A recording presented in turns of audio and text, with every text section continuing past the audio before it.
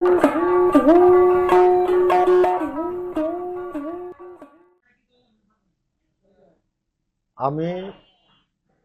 পড়াশোনা করেছি উদ্ভিদ বিজ্ঞান এবং আমার সাবসিডিয়ারি ছিল প্রাণীবিজ্ঞান। তো আমি বেসিক্যালি গাছপালা, ফুল, পাখি, লতা এগুলি খুব পছন্দ করি এবং দীর্ঘদিন আমার আমি শৈশব থেকেই যে আমার আশেপাশের যে গাছপালা আছে এবং পাখি এবং পরিবেশ আছে সেগুলি আমি খুব গভীরভাবে পর্যবেক্ষণ করি। এক সময় মনে হইল যে আমাদের এই দেশ থেকে অনেক পাখি, অনেক গাছ, উদ্ভিদ হারিয়ে যাচ্ছে। এই মনে হওয়া থেকে ছড়া লেখা শুরু করলাম। প্রথমে আমি প্রায় শতাধিক উদ্ভিদ নিয়ে ছড়া লিখেছি। লেখার পরে মনে হইল যে যে পাখিগুলি হারিয়ে যাচ্ছে, যে আমাদের ছেলেপুলেগুলি সেই পাখিগুলি চিনে না, যে কারণে ওই পাখি নিয়েও ছড়া লেখা শুরু করলাম। যাই হোক, সময়ের অভাবে আমার ওই গাছগাছালির ছড়াগুলি প্রকাশিত হয়নি, পাণ্ডুলিপি আকারে আছে, পাণ্ডুলিপি রেডি করে রেখেছি। কোনো প্রকাশক যদি মনে করেন সেগুলি প্রকাশ করবেন তাহলে করতে পারেন। এর মধ্যে বাবুই প্রকাশনীর যে স্বত্বাধিকারী কাদের বাবু, এই কাদের বাবু এই পাক পাকালির ছড়া বা পাখিদেরকে নিয়ে যে ছড়া, এইগুলি নিয়ে আগ্রহ প্রকাশ করেছিলেন। আমি তাকে পাণ্ডুলিপি পাঠিয়ে দিয়েছিলাম। পাঠিয়ে দেওয়ার পরে তিনি দুইটি বই বের করেছেন। একটি হচ্ছে পাক পাকালির ছড়া, এটা একদম সম্পূর্ণ শিশুতোষ একটি বই। এই পাক পাকালির ছড়া, এখানে 40টি পাখি নিয়ে কথা মানে ছড়া বলা আছে।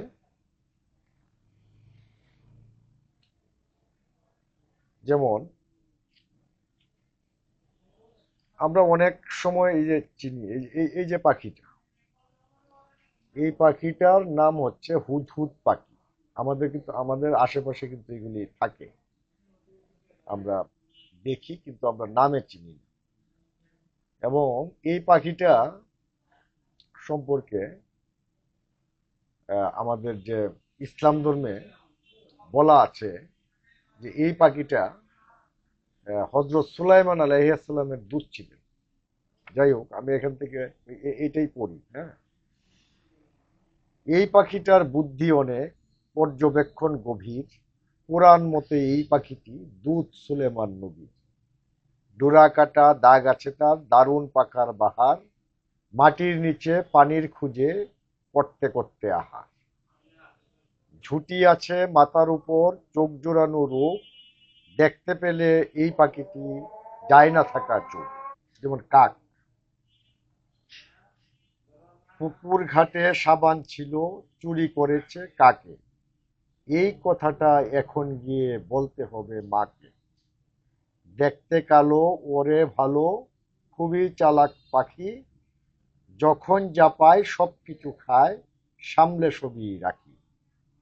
বিপদ হলেই কাকের দল, কা কা করে রব। একসাথে সব তেরে আসে, জোটটা বাঁধে সব। দুই ধরনের কাক পাওয়া যায়, পাতি এবং দাঁড়। কাক পাখিরা ক্ষিপ্ত হলে দেয় না মোটেও ছাড়। এখানে 40টি পাখির পরিচিতি এবং ছবি সহ দেয়া আছে। আপনার শিশুকে যদি পাখি সম্পর্কে ধারণা দিতে চান, তাহলে এই বইটা যদি আপনি উপহার দেন তাহলে সে পাখি সম্পর্কে ভালো ধারণা পাবেন। মজার বিষয় হচ্ছে যখন আমি এই প্রথম বইটা প্রকাশ হয় তখন ছেলেপুলেরা খেলার সময় আমি শুনেছি এরকম যে ওই যে পাখি মামা যাচ্ছে, যাই হোক নামটা খুব পছন্দ হয়েছে আমার। অনেকের কাছে আমি পাখি মামা হয়ে গেলাম এই কারণে। তারপরে আরো কিছু ছড়া আমার ছিল, সেগুলি সেই বইয়ে করা হয়নি, আরেকটি এডিশন করা হয়েছে, সেটা হচ্ছে পাখ পাখালির কবিতা। এইখানে 20টি পাখির পরিচয় দেয়া আছে। এইখান থেকে ধরেন আমরা একটা পড়ি। আমরা আমরা তো অনেকেই জানি যে চাতক পাখি, চাতক পাখির নাম অনেকেই শুনেছেন, কিন্তু চাতক পাখি আসলে কেউ দেখেননি। চাতক পাখি নিয়ে একটি ছড়া বা কবিতা আমি এখান থেকে পড়ছি। একটি ছেলে এমন ছিল খেলার নেশায় মগ্ন, মায়ের অসুখ এমন ছিল জীবন মৃত্যু লগ্ন। পানির জন্য মা ডাকে ওই ছেলে মত্ত খেলায়, অগুচরে মা মারা যান ছেলের অবহেলায়।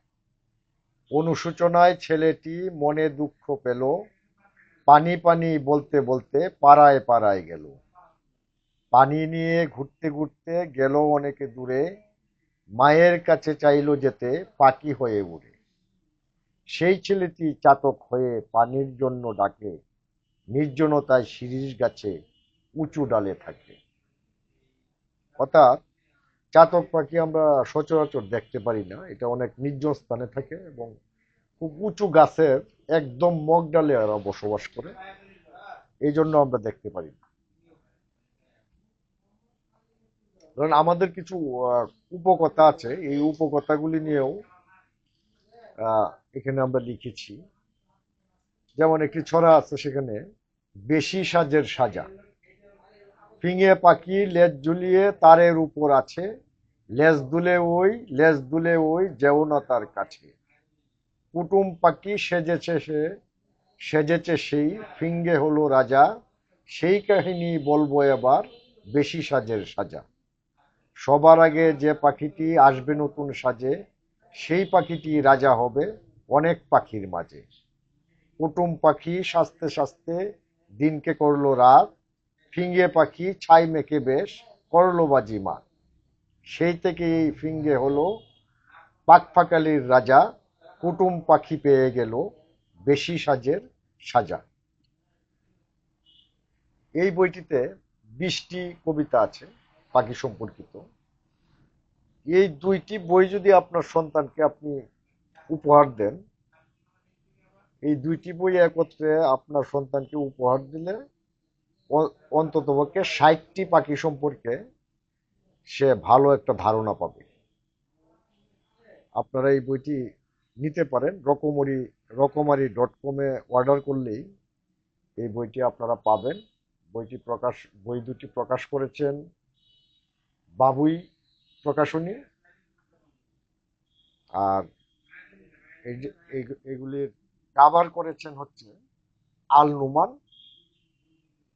লিখেছিলাম আমি। তো আপনারা এগুলি সংগ্রহ করতে পারেন।